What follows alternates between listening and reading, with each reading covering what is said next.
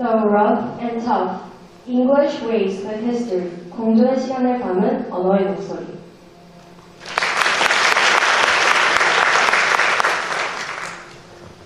Chicken thigh on a rough dough made me cough and laugh.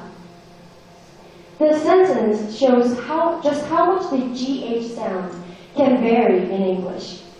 And perhaps odd twists like these made learning English hard for you.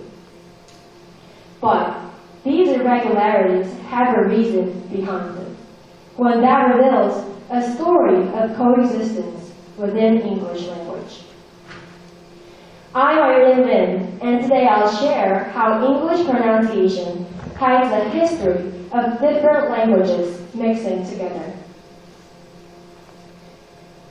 To understand why English pronunciation is so complex, we have to look at the history of British Isles, where many languages began to come together. It began with the Germanic tribes who brought their language to England.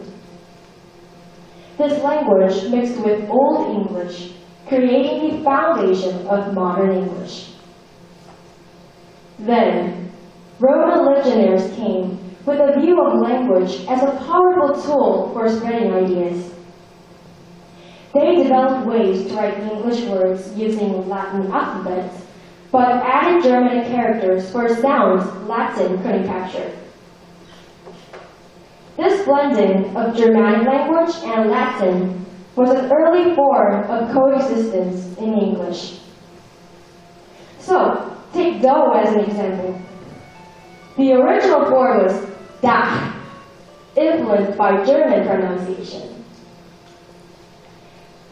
The Romans adapted into dough, using Latin letters, but over time, the pronunciation changed to dough, leaving us with a silent GH.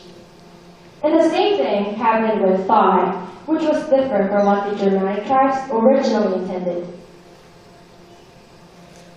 Then came another major influence, the Normans who brought the French language to England. The French language became the language of the elite, and over generations, French blended into English. This was S-A-L-M-U-N in French centuries ago, pronounced as saumon. And this is similar to how in modern English we write S-A-L-M-O-N, but pronounce it as salmon. Interestingly, today's French spelling has evolved to omit the letter L, resulting in saumon, while English still has L in the spelling, but treats it as silent. So far, we went over secrets of irregular spellings in English that came out to be the influence of Germanic language, Latin, and French language. However, English also experienced the Great Vowel Shift, which took place within England and spanned from the 15th to the 16th century. Somewhat paradoxically, the standardization of English began alongside the Great Vowel Shift, a major turning point that explains why English words are often spelled differently than they sound.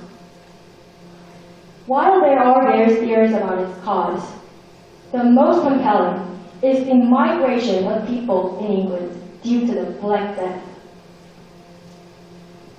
Originating in Central Asia and spreading along Eastern Europe's trading routes, this plague reached France and soon arrived at the port of Weymouth.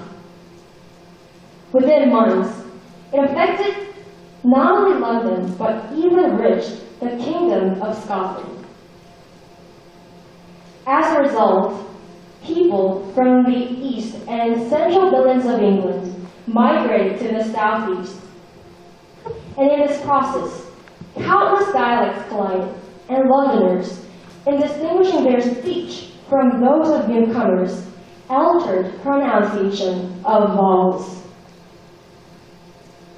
In other words, the middle-class Londoners who didn't want to be in the melting pot of dialects are the ones who let the Great Fall shift. There are numerous words that had undergone variations during the Great Fall shift. For example, the word for this, which was originally pronounced as bout, shifted to the current pronunciation of boat. And the word for this, which is the one that I'm wearing right now, was pronounced as boat, but changed to boot. Bout, boat, boot. I want you to repeat after me. Bout, boat, boot. Bout, boat, boot. Perfect! Could you feel your tongue getting higher each time? Bout, boat, boot. And there's a perfect illustration for this. This is an illustration of the simplified vowel system in English, represented according to the structure of the mouth. Words containing these vowels shifted to higher positions after the Great Vowel shift, which is also true for bout, boat, and boot. Also, let me explain another change during the Great Vowel shift. The word for this, which was once pronounced as whose, changed to the modern pronunciation of house. And this O sound is one of the vowel sounds that came after the Great Vowel shift, which is called a diphthong. Diphthong is known as a gliding vowel, which is a combination of two adjacent vowel sounds within the same syllable. For example, in No Highway Cowboy, there exists 5 distinct diphthongs: O, I, A, O, and Oi. So let's look at the table once again. As the oo sound in whose is the vowel that is already pronounced at the highest position in the mouth. It glided toward the center and became a diphthong. So, like these examples of bouts, boats, and boots, as well as whose and house, we can find that words had undergone variations in a quite orderly manner. The new vowel system that emerged from the blending of various dialects in England due to the plague can be seen not as a result of the external cultural influences of, like, Germanic language, Latin, or French, but rather as the new language that developed from the internal mixing of cultures within England. The strange, unexpected ways for pronouncing English words today aren't just weird.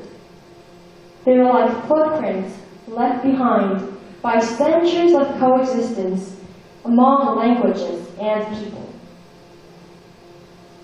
Personally, I find this rich mix of sounds and spellings is what makes English so captivating, almost like a living history we speak every day.